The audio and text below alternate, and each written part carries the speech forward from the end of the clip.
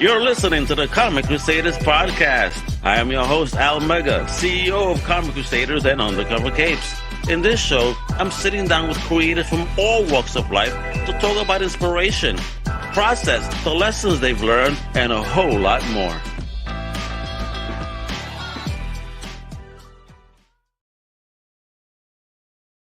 Wepa, what up, mi gente? This is your boy Al Mega. Welcome to a brand new Comic Crusaders Podcast. And wow, folks, today we have a treat. We got one of my old school double-digit guests way back 2 years ago at episode 50. Now they're here at episode 314 with some even bigger news than from then. I mean, this team is responsible for the next generation in comics, webtoons, and storytelling. They are the co-founders of Macroverse Media. The one, the only dynamic duo of Adam Martin and Eben Matthews. Wepa, how you doing, fellas? I mean, can I give you the prize or flowers for best intro ever right now? I think seriously, yep. I feel like that. I just need that every time I walk in anywhere. That'd be amazing. No worries. I'll start selling recordings for you that you can sell on a megaphone. I love it. Well, thanks so much for having us back. We always love chatting with you. Yep. No, but I'm happy to have you guys back because I see that you guys have not stopped. You guys are the train that does not stop. You keep chugging along. You guys are like the snow piercer on crack, just never stopping. So talk about what you guys have been up to since the last time we spoke. Give us a brief synopsis before we dig into this dope new book that's out now that you're doing some wild stuff on too. So talk about what Macroverse has been up to the past 2 years. Either one of you can start on this. let me do a quick little recap or reset for anyone that is just discovering the Macroverse. So we started the company about close to 3 years ago now. And prior to that, Adam and I both come from the entertainment world. We've been writing partners for, it sounds crazy to say out loud now, but over 20 years. And so prior to Macroverse, we had been making, film and TV and animation and video game content and comics and, all this other stuff. And we really came to Macroverse with, but first us and then our third co-founder is a guy named Ricky from the game world. And we came to Macroverse having done a graphic novel series in the traditional comics industry for the Boondock Saints. And the two things that we really, what brought us to this, why we got excited about this, is there a digitally native comics format that really takes the guardrails, if you will, off of the storytelling process for creators to still make comics, still be true to the art form of what comics are, but to put more tools in the toolbox and expand the possibilities as creators and storytellers in a digital medium.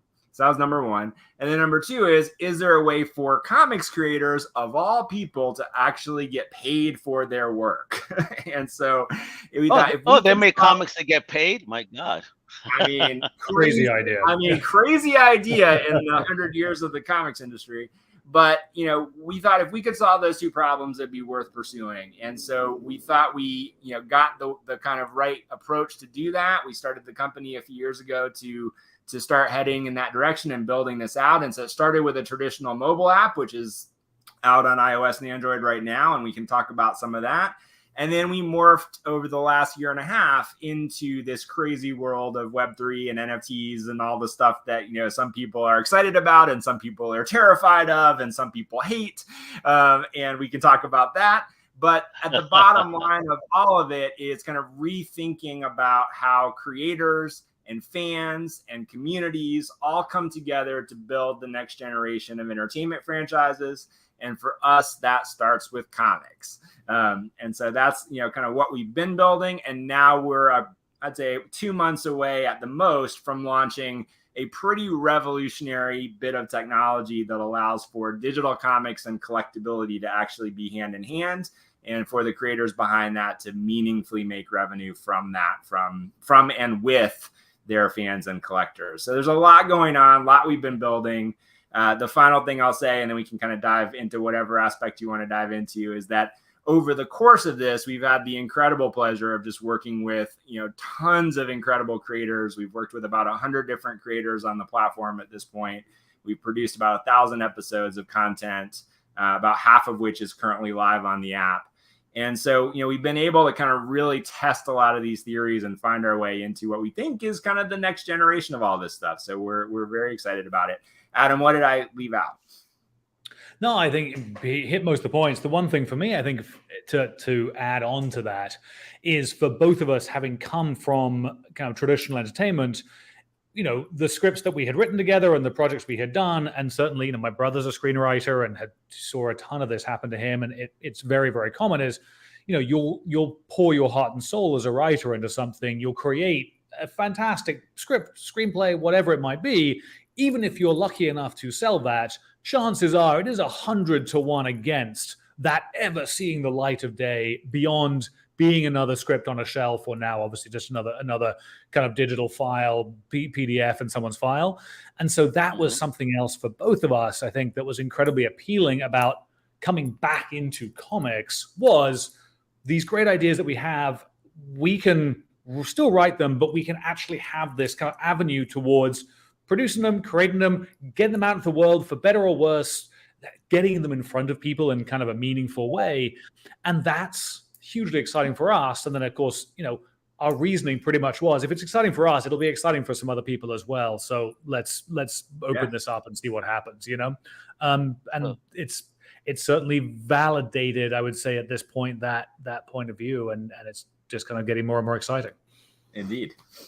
So let's jump into the excitement of you guys diving into this whole new world of the web and Web3, and why you guys not afraid of Web3? There's so many other haters and fear mongers and whatnot. Why are you guys not afraid of it? Because you're the type of guys I like to speak to. Because me personally, I love AI. I love all this stuff that's coming out. These are tools, and you just gotta know how to use the tools. Don't be fearful of them. Learn how to use them. Yes. Well, I was going to say we can talk about AI and really get all the haters on here as well. But I think it's exactly that. Like, I think, I can speak for myself. Like, I am always an early adopter. Like, I've always been an early adopter. Like, I'm someone that wants to kick the tires on these things. And I think, when we talk about Web3 and NFTs, I will say, like, the two things that got me excited initially, and I think we're a little bit, I'm not going to say unique, but we're in the cohort of people that got exposed to this when in the very early days of when it started to get a little bit of attention. So we didn't come in the kind of big hype cycle. We came in before the big hype cycle. And I think that's relevant because we weren't coming into it from like, oh, we're going to get rich overnight. Instead, we came into it from like, what does this technology allow people to do that they couldn't do before? And I think with any new technology, that's the question to be asking. It's not, is it good or bad? It's like, does this give us tools to do something that we couldn't do without these tools? And I think if you look across, all of the things that have become part of our lives, whether it's social media for better or worse, or our addiction to our phones for better or worse, like all the things that have gone from, kind of little ideas to seismic shifts in the way that we actually live. TV, film, cars. Yeah, TV, film. I mean, exactly. I mean, track it all the way back. Every technology shift that has been massively impactful to humanity has started with disruption of the status quo, people that don't think it's going to work, to some amount of adoption, to now it's the way that we just live and it's just accepted. And oh my God, don't take that away from me. I need to look at my phone right now. So, I think that's that, I think for me, like I could just very quickly see for our purposes, collectability and digital just made total sense. And at the fundamental layer, I mean, I love to give my daughter who's 9, our chief futurist hat. And I've just been watching the way that she consumes media since she was a kid, since she was a baby. And as she's gotten older, going from being a fan of something like Peppa Pig to now being obsessed with Roblox, I watch her playing Roblox, and like there is no doubt in my mind that like her generation and beyond, they live in digital worlds. They care more about digital objects than they care about physical objects. And so as a parent, Yes. I'm over here going like, she's asking me for Robux, and I'm like giving her Robux to throw into the black hole of Roblox. She will never Right. get anything. She will never get anything back from that. Like she'll get some enjoyment from it. Absolutely. But how much cooler would it be? I was like, you want these butterfly wings? Here's the $10 to buy these butterfly wings, and you own those butterfly wings. And so when you're tired Yes. of wearing them, go sell them to somebody else. Not to get rich, but to be able to subsidize that experience. I think these are the kinds of things that this, like, Yes. you cannot do that in a meaningful way without this blockchain technology. And so that's the thing that I think more and more people are going to start to see, is it's not about this get rich quick, flipping mentality, the hype cycle around all of it. It's real world applications that are just going to make our digital lives better. And all of our lives, whether we like it or not, are getting more and more and more digital. So the more we can have control over that in meaningful ways, the more impactful I think that's going to be. And the more we can do to help facilitate people being able to actually have more meaningful ownership and relationships in the things that we do and in the things that we play with. So that's my story. How do you see it, Adam? Or do you agree with your boy Eben over here? Yeah, no, it's very similar. I mean, I think, so I grew up, I learned to read on Asterix. I then was an avid 2000 AD collector. So that was my kind of avenue into regular comics. And that's, I think that, Eben was obviously familiar, but less of a fan, I think, as a kid of the 2000 AD. So that for me was the route very much into comics, but also then in the way we approach comic storytelling on our app. It is these, multiple episodes that are a little bit shorter. It's not the kind of big 22-page book. It's great. Here's these small 6 to 8 page stories kind of distributed in this way, which is much more 2000 AD for me. But for me as a kid, in England growing up, it was that trip to the comic store and the finding the cool old things and the interesting bits and pieces and the special covers that someone had lost and the collecting aspect of that was hugely exciting to me as a kid, and I retained that as an adult. However, for us, having had this experience with the Boondock Saints comic, the traditional print side of the business as it currently exists, or as it certainly has existed then, was difficult to navigate. And so for us, the clear path forward was digital first, with print as this kind of beautiful, elegant collector's edition on the back end. It's not that I feel print is going away. It's just I think it's going to evolve into something more kind of meaningful and the kind of thing you want on your coffee table. Special. It's something special. Absolutely. Exactly. I 100, brother. I agree 100. Because then you're giving that physical form life still, but now you're giving it even an extra oomph to it. Yeah. Yes. Exactly. And it becomes, the art in these things is stunning. It deserves a stunning kind of framing to me. And that's one of the ways of doing that. And so to me, it made sense, the idea of adding so digital first makes sense. And then adding collectability to being digital first. Like, yes, of course that works. Like, great. Now we go and figure out how to make it work for us and for fans of the series we produce and for comic fans in general. And, we can certainly dig more into a lot of the negativity around it. I feel a lot of it is I think is misplaced, and I am not the early adopter in the way that Eben is. Like, he will be the first one to get the new iPhone, the first one to download new software. I'm like, why is this thing there? Why are we not communicating? Whatever it might be, right? It's just I'm like, I'm going to let it go for a couple of months. It's going to evolve. It's going to get the bugs out, and then I'll jump on. But so I think between the two of us, between the early adopter mentality he has and the slightly more kind of methodical, I'm going to watch, kind of step back and watch. But let me hear you complain about it for a couple of months. Wait, this works. We're going to go for it. Why it's a good partnership. We have exactly. a lot of these yins and yangs. It's good stuff. Yeah, it's great. It's great. Yeah. But yeah, I think, the last thing I'll say, like, the two biggest things we've heard from other artists and creators is, and I think these are very valid concerns, But, number one is, initially it was the environmental impact. And, that was something we actually care a lot about because, again, little kids, I don't want them growing up in a post-apocalyptic wasteland if we can possibly help it. And I think, there are some real issues around our response to, how we're dealing with environmental issues and concerns. And, that's a real thing. So I think a lot of the complaints around, blockchain energy usage and all of that, very valid.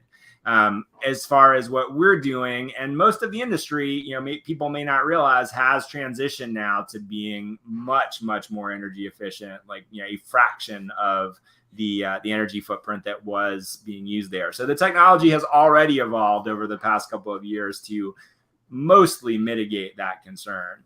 And then the second one from artists' point of view and some of the people that we've talked to is either they're concerned about people stealing their work and making money off of their work, or they're concerned that it's all a scam and, that people are somehow going to get, some kind of pyramid scheme, component of this, and that's going to have some sort of negative impact as well. And so I think, there are two things to just say about that is, one is from the point of view of stealing your work. I mean, for better or worse, like people are already doing that. So if people are going to steal your work, they're already, going to find a way to steal your work. And I think the key is all people got to do is go to a convention and look at print dealers, right. That are just selling prints of the items that they don't own. That's right.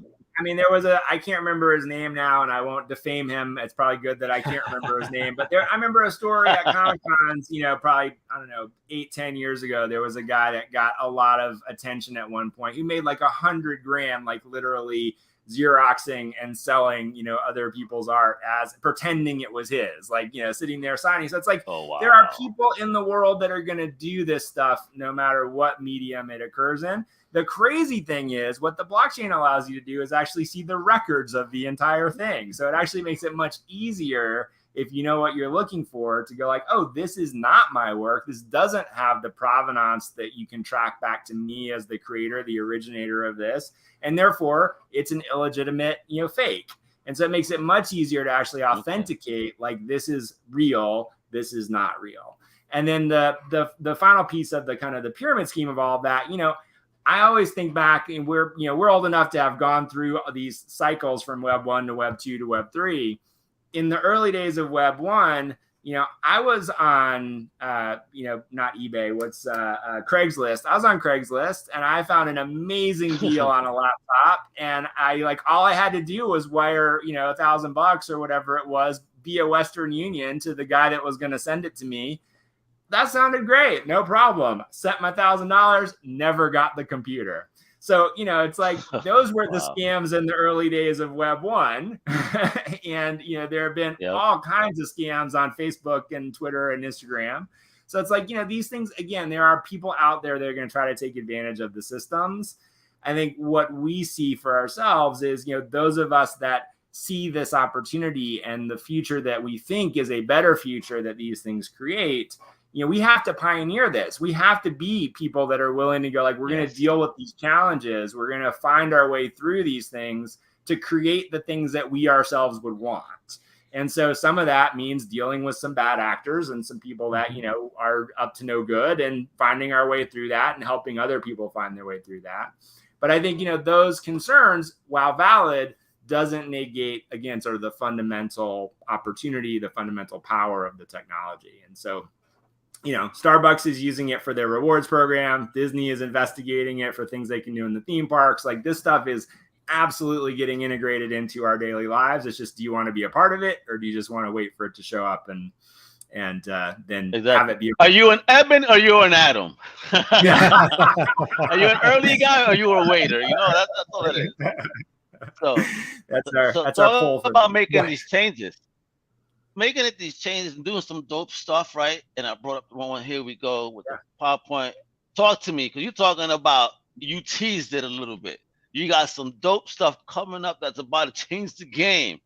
And I know it's starting over here with Dogland. The book was wrong by Evan Shapiro. What do you mean here? The book was wrong. What's going on? You got me nervous. And what is this big deal you got going on? Please. Yes, one Give it to of me. many awesome series we're very excited about. But Adam, why don't you give the elevator pitch for Darkland here? Oh yeah, no, Darkland's great. So Evan Shapiro's, Emmy and Peabody kind of winning writer and producer, and Portlandia is one of his shows, as it were. So good, solid track record in industry, and actually kind of a funny story. We met him through mutual friends a couple of years back. He was into comics, wanted to produce some stuff, had a few screenplays kind of as a producer. He was like, look, I can send you some stuff and we'll see if you like one of these, right? I'm like, great, send away. So I was reading them and I read the first couple and was like, yeah, no, they're kind of interesting, but not really. And then I started reading this one called Darkland. And the opening scene is these kind of two characters and they're walking through this slightly weird environment, and like they're having this conversation and there's people around eating, and it's all just a little off kilter, but you're not quite sure why. And then you pull back and you realize that it's a bunch of demons sitting around eating dinner, and dinner is a live person on the table. And they're kind of like carving him up and eating him. And I was just like, there are two reactions to that, right? There's either, oh God, no, or there's I'm all in. And I was just like, I'm all in. This is amazing. And then, so we went back to him and said, so these other two know, but really like Darkland. And he said, well, funny, because that's my pilot that I wrote. I'd love to explore doing it as a comic. So we picked it up from there. Yeah. And it's kind of if Sandman met Pulp Fiction, but set in hell. It's this kind of fantastical world with, old angels and demons competing for control of the world, but with this very kind of dark sense of humor pervading the whole thing.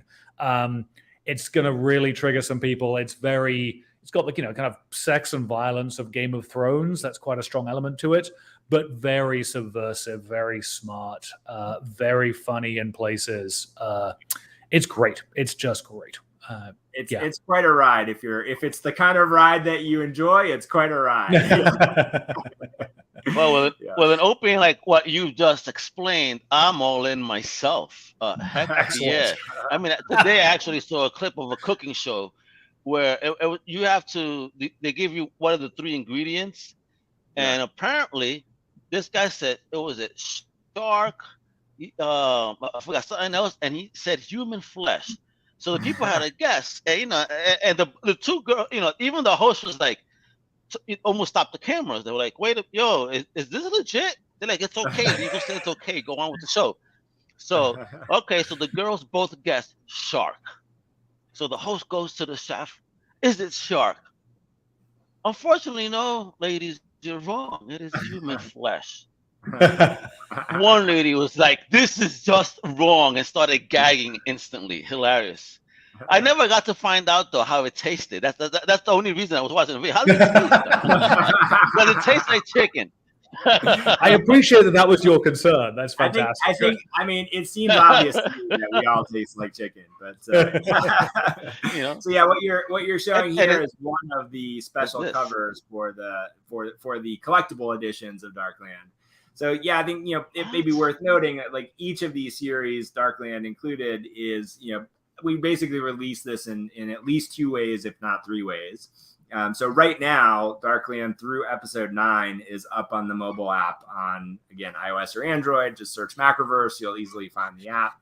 And so you can binge through over the first half of the series, on the app, which is also in our proprietary tap story format, which we invented, which I'm very proud of. So when we talked about, is there tap story? Wait a minute. Don't get away. Don't you dare get away from that. And we invented it, and then let me roll along. No. So talk about the tap experience. So I'll get on my soapbox about how comics work for a second and invite all kinds of debate around this. But traditional comics essentially is all about you get a rush of information. So you think about opening up a 2-page spread in any traditional comic book. You've got somewhere between 6 and 12 panels on a page typically. And you're getting a bunch of visual information very quickly. So your brain is like very quickly taking in all these images. Then it's your job to pick apart this kind of flood of information and find each moment, which then tells the story, right? So it's like, if anyone's ever read, Understanding Comics by Scott McCloud, or like kind of gotten into like, how do you actually think about storytelling in traditional comics? Your brain is filling in the gap between panels, going like, image 1 and that, dialogue and information connects to image 2 and that dialogue and information. But at the same time, you're seeing the whole scene of those pages. And so you're kind of putting it all together as you work out each component. So it's all about context. The only way you can surprise anyone in a traditional printed comic is on the page turn, which is why page turns are so important when you're trying to build something up and pay it off. You can't only scare someone or surprise someone or tell a joke with a punchline on that page turn. So that's, printed comics. Then you've got webtoons and other formats like webtoons, which is essentially a web page. So you're scrolling, through this kind of infinite scroll. And its own kind of variation to that is that you can't ever really surprise anyone because the only thing that you have to play with is the amount of space between images. So as you're scrolling through this page, you've got, image 1 here, and then either image 2 is right below it or it's a little bit further down. And so you're kind of using the gap between things as a way to dictate the pace of the story. And that's really the only tool that Webtoons comics have, is that gap between images to help dictate pacing. What the tab story does very simply is that every time you touch the screen, the image on the screen changes. So it's a very simple mechanic, but what it allows us to do is really think a lot more cinematically and use time as an element of storytelling. So if you think, a conversation between two characters, that can have 2 word balloons, that could have 50 word balloons, but you're tapping through that sequence, no longer constrained by the space of the physical printed page, no longer constrained by the gap between images to help tell that story. So you have, the ability to deal with dialogue between characters in a totally different way. You have the ability to think about, the pacing of a story, the setup, payoff, much more like a film where if it takes you 3 taps to go from point A to point B, that's a very different experience if it takes 30 taps to go from point A to point B. So you can draw things out. You can compress things down. You can play with the context of one image against another, which is one of my favorite things that we can do in this format. Is you might have a close-up of an eye in panel 1, and maybe right below that, there's a close-up of a hand on a sword. And you might assume like, oh, this is the same character. But over a couple of taps, you might realize, oh, this is actually 2 different characters and we're introducing them in a different way. And so now, as that series of images progresses, you're revealing something that, again, you would never be able to do in those other formats. So, I always like to say it's the fundamentally important thing to us as we are developing this is that it's still comics. It's still the what I define as the art form of comics, which is the juxtaposition of images and text to tell a story. There's no animation, there's no sound, there's no motion. It is still the fundamental, format of what makes a comic. But now you have new tools that storytellers can use to bring you through the adventure, through the story, through these sequences.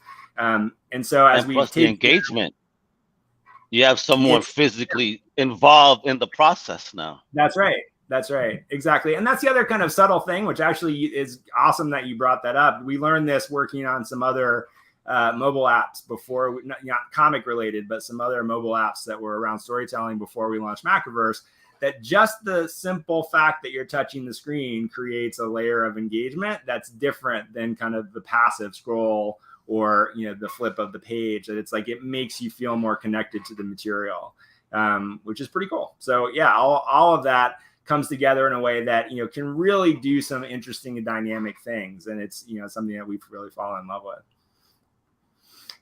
So that's a long way around to Darkland is on the mobile app, and then collectible editions of that, which are 2 of the covers that you showed prior to this one, are special covers for Darkland. So, as you would think about going to the comic store and maybe getting that, 1 in 1,000 sketch cover, or the, special cover from an artist that you love that's coming and doing a cameo on that, for a particular book. That's how we've thought about these collectible editions, in that there are at least 5 different covers for each of these editions.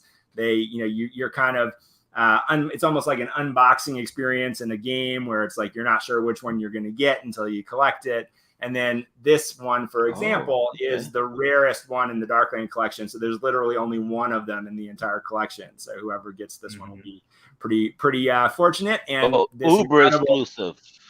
Yeah, Exactly. And we worked with an incredible 3D artist, and it's actually animated. It's animated. I was going to say, this is a still frame of an animated work of art, basically. Yeah. It's amazing. Really? It's very, I mean, it looks gorgeous. yeah. Gorgeous. No, he's incredible. Man, and then this is from this is one I love. Popping. Oh my god! This is from a different series called Bushido's, and maybe Adam can talk a little bit about that process, because this is one of the things I don't think ever could have predicted about this journey into the Web3 world, is how we've ended up working with some of these projects. But we love Bushido's is kind of sci-fi samurai story. This cover is by a comic artist named Juan Doe, who is very well known for his Marvel cover art. Become a good friend of ours and just an amazing illustrator. But maybe Adam can talk a little bit about the process here, because it's been really fascinating and something we kind of fall in love with. Yeah, no, it has been that thing of you talk about experiences in Web3 that convince you it's positive, and this has definitely been one of those. So Bushido's originally was a PFP project, so it was a series of 8,888 individual little character faces, basically like Bored Apes or like CryptoPunks or one of those kind of profile picture projects. Bushido's was this kind of sci-fi samurai inspired, very cool graphic art. Excuse me. And great community, lots of excitement. The artist was a chap, and the creator was a chap called Jeremy Booth, who is becoming a kind of known artist in his own right now.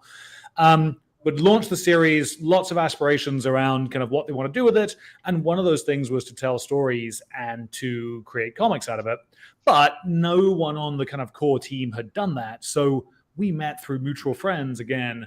And basically we got hired to come into their community and do a couple of things. The first was develop kind of a core lore for this world. So he had a couple of great ideas, but it was very loosely defined.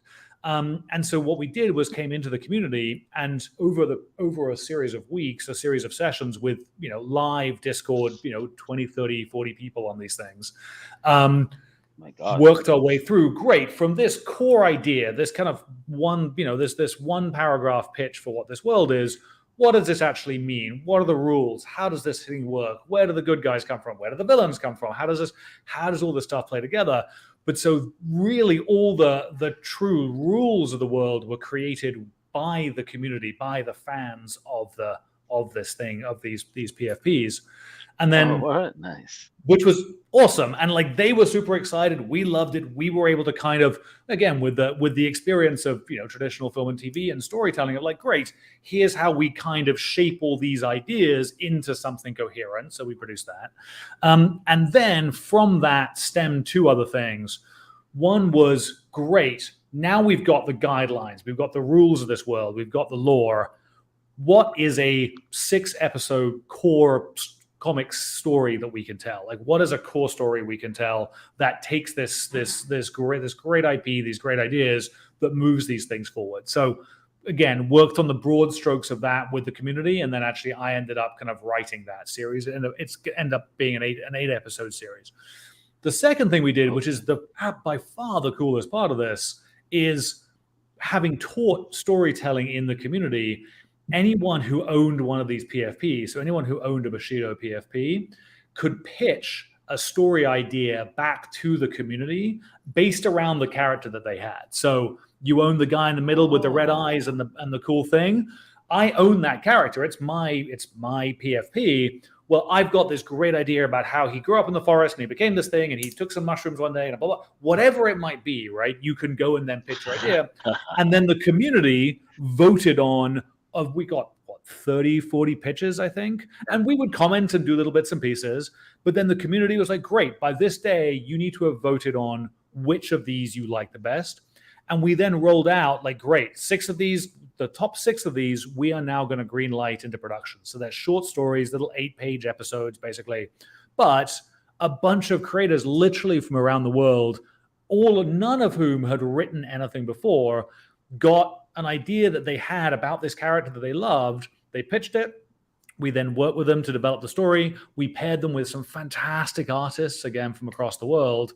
And we now have this collection of 6 short stories, all set in the world of Bushido's, but totally different art styles, totally different narrative styles, exploring all these different avenues of this universe, and all from people who had, they like comics, they like movies, they like TV, but had never done this before and are just over the moon excited about seeing their stuff in print. That's amazing.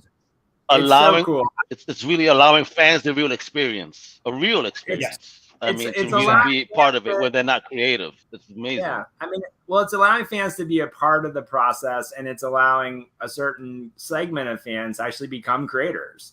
And it's like, I always think about this in that context. I've been going to Comic-Con since I was, 13.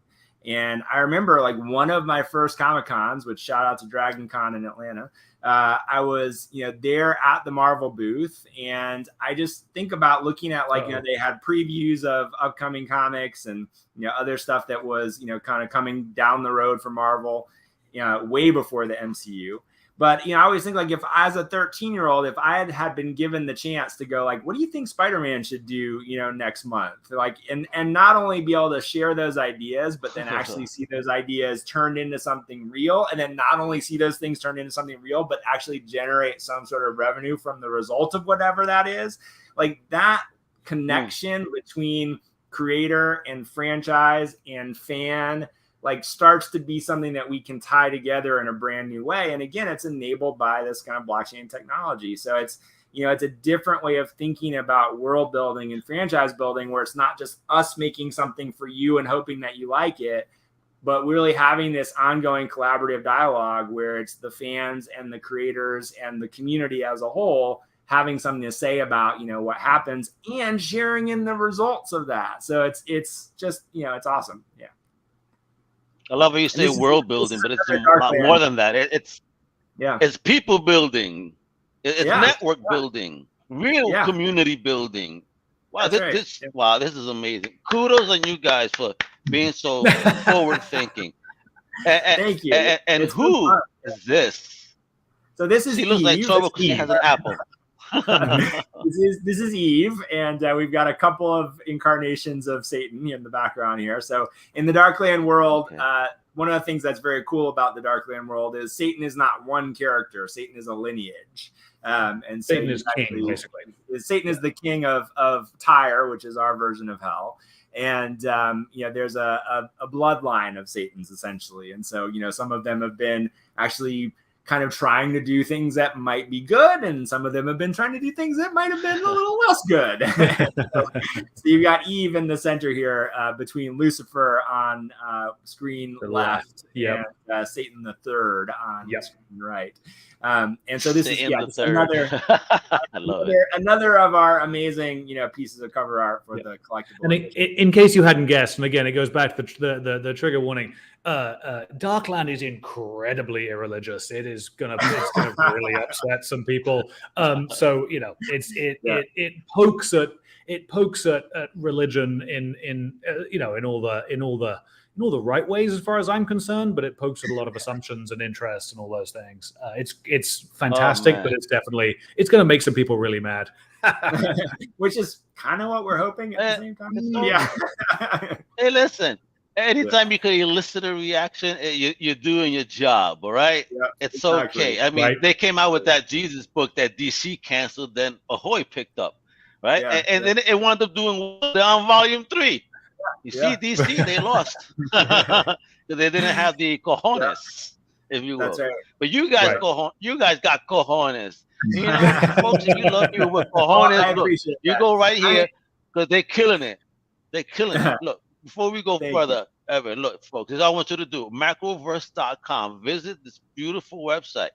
I'll show you in a second how that looks like before we go. And please follow them on Twitter and IG at Macroverse HQ.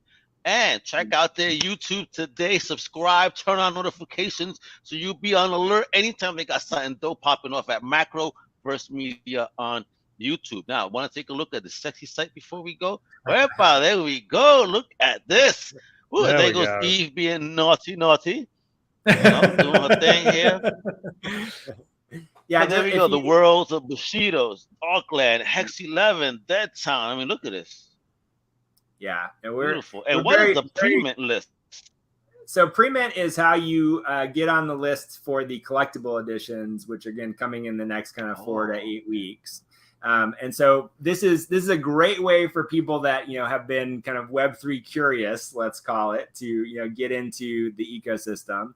And we're also happy to hold people's hands through that process, because we know sometimes it's a little daunting to figure out how to do it right. And so we're also very available on our Discord, so you can see the Discord link there as well.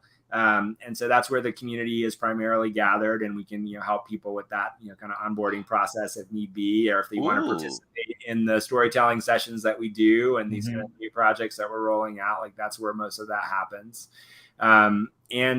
So pre-mint is you get on the pre-mint list with a wallet, with a crypto wallet, and then that's how you'll mint and collect the collectible editions when they come out. Okay. So do they bring your own crypto wallet, or do you recommend a certain crypto wallet to use? It's a bring your own crypto wallet, but MetaMask is by far the leader. MetaMask.io is the biggest one. Yep. And then Excellent. and then again we'll help people through that process.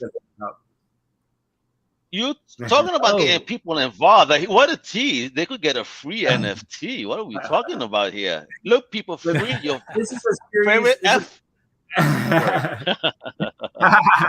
This is a series that we did call when we first started getting into this world. One of the things that we found is a lot of people just need a little education about what this is and why is it impactful, and some of the things that we talked about early on. And so we did a comic series basically called the ABCs of NFTs, which are these single page explainer comics around some of these concepts. Partnered with another incredible artist who we just absolutely adore, and you can see this little wallet here with a rainbow coming out of it as one of the illustrations from the comic. But if you go onto our Discord and sign up to join the community, which is no cost to do that, but just kind of get through the initial I'm a human part of it, then there's a channel there to register your wallet address, and we'll send you a free NFT. So that can be a lot of people's first NFT and way into the community. Excellent. And now, can humans that have their heart in the middle also apply, or only humans with hearts on the play? Hearts in the middle are fine. We'll take hearts wherever we can get them. Yeah. So, and what's this? This looks appealing to me. A Web3 comic called Reverse. What's that? Yes. Yeah, so we did this event at the end of last year. One of the things we noticed, and this was our reaction, again, to some of what we were talking about. So, the hype cycle for NFTs got so big and so overblown that, we started to see that so much of the activity coming into the space was really about speculation. And anyone that remembers the comics industry in the 90s, like, it knows what that feels like, right? So it's like, I've got my 10 copies, polybagged X-Force, #1, and, all that stuff. So we all have seen this before. I'm going to be rich.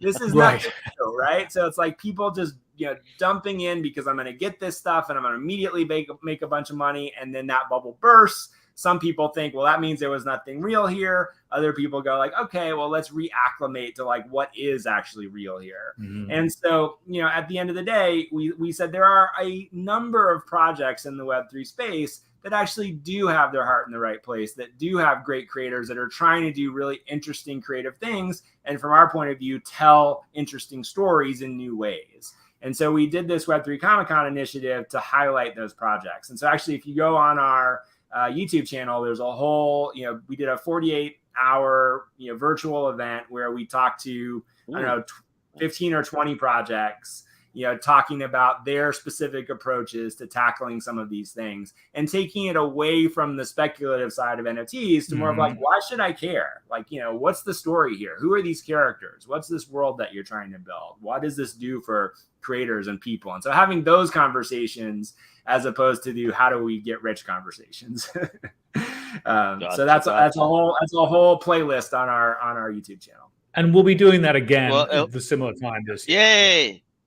Yeah, you answered my question before I asked, Adam. Thank you. Because this sounds so interesting. So I'm all in. So it's 48 hours of comics and education and learning how awesome the Macroverse world is. Folks, come on. Yeah. Look at the beauty of this website. Come on over here. Connect that wallet and start diving in to this beautiful world over here. All right. And of course, you get the app, all right? So check out Macroverse. You get the app. I mean, it's available on your favorite joints right over here. I mean, look at this on Apple. Look simple. I mean, look, they're telling you the app is fire. The artwork is great. Great stories. They're hooked. So like I told you, this is like a drug. You know what I mean? You're going to love this, folks. This is what you need in your life, all right? For real. We could not agree more. These are Thank you, Al. Appreciate it. Yes. Now, are you guys going to be making any con appearances, anytime this year where you're going to be where we could be hands-on?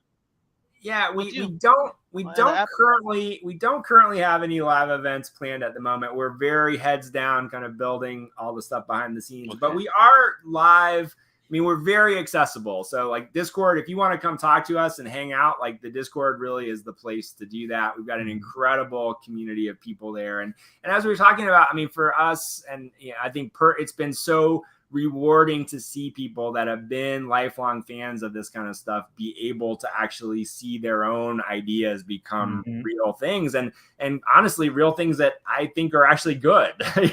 So having gone through this process, and it's not just like, hey, good job, Johnny. It's like, no, like this is the beginning of something that could become something real, and that could be something that other people really respond to. So, that seeing people do that and now be excited about, storytelling and drawing, like we've got one guy in there who's, I don't know, 40 years old or close to 40 years old, has started drawing for the first time. And like, oh, wow. Tips Look at that, folks. Macroverse doesn't just build community, but they inspire their community. You got 40-year-olds taking a dive. Come on, man. Yeah, and then there are two other projects I just want to shout out for anyone watching. So, one is we're in the middle of doing something that's going to be rolling out over the course of this year, which is tied into the whole concept of the Macroverse, which is our Macronauts, which are the explorers of the Macroverse. So every week I actually do a live stream with members of the community where we talk about the concepts in this world and the characters, and this will all ultimately be other, things that people can plug into and create stories inside of. So that happens on a weekly basis. Eben, I need to see you wear a spacesuit when you do that. It's a little different take on it, but that's where I started, was a spacesuit. So maybe you'll get your wish there. And then we're launching something on Monday, which this is a little, surprise alpha for anyone listening. Exclusively dropped here. So Jason Brubaker, who we've just become great friends with, he's an amazing creator. Eisner nominated graphic novelist. He's been one of the most successful people on Kickstarter for graphic novels. People might know him from Remind or Cithra. He was a concept artist on Kung Fu Panda prior to being a comic artist. Really phenomenal guy and just incredible, comics artist. So we've become the exclusive digital home for all of his work. We've got a new series with him, which will be rolling out later this year, which will be Macroverse exclusive. And on a lark, just to bring all the haters into this conversation, we've been, collectively kind of starting to kick the tires on a bunch of these AI tools. And Jason's another one of those guys that's like, well, let me play with this and see, is there a role for this in my work? And so he and I were chatting, and he sent me the first 10 episodes of something that he's been playing with, which is asking ChatGPT to write him one-page comics, and then he draws them. One panel. Not one panel comics. One panel. Yeah. Panel funny comics. It's like, think of the Far Side. The Far Side. Yeah. But it's like written by AI, drawn by Jason. And so we're going to start releasing these on Monday on a new Twitter feed, which is called Written by AI with an underscore at the end. And so I gotta check this out. There's at least 100 episodes, and so they'll be released for free on the Twitter stream, and then every day you'll also be able to mint one as an NFT for $5. So for anybody who wants to collect them, it's another super easy way to dive in there, and we'll come up with some fun rewards over time for people that collect them all or that collect batches of them. But they're charming. They're funny. They're charming. Great. The fact that it's written by the computer and drawn by him is just, it just tickles the right, funny bone at the right moment. But written by AI _ both on Twitter and Instagram. And those will start coming out on Monday. Rolling out Monday. Yep. Yeah. I'm digging it. That's see, folks, making it work somehow, collaborative. Although don't ask AI to write a story about you, because apparently a friend of mine that works in the journalistic video game space decided to ask Chat GPT, tell me about myself, so he put in his name, and apparently he died a couple of years ago. So I was like, oh my God, I've been talking to a zombie this whole time. What the hell is going on here? That's the ghost in the machine. I feel like there was a horror movie with that premise that came out last year. But right? Oh my God, I read about my death. So, but folks, we're talking about life here. And they're bringing you nothing but joy in this life with the Macroverse app and the whole world and the Web 3.0. So please check it out, folks. Support. Links are below. Click away. Show the love. Tell them Mega sent you in the Comic Crusaders, because we're all one big family in this very small, independent comic book community. All right? And they're up to greatness. So again, support people like this. We need more people like this that embracing technology and building community with said technology. And of course, bringing us some dope stuff. You saw that art. I'm digging it. I can't wait. So again, thank you, Adam. Thank you, Evan. Thank you for everyone that tuned in. Appreciate you guys. Check out my extended family over at undercovercapes.com, and check out my little show, the Undercover Podcast, aka the AMP, baby. Drops, weekly. So we go from there. All right. Hasta la próxima, mi gente. Thank you so much. Thank you for listening to the Comic Crusaders Podcast. If you like the content, please subscribe and turn on notifications. Also, please visit comiccrusaders.shop and our extended podcast family over at undercovercapes.com. And also make sure to download the Comic Crusaders app on the Google Play Store today.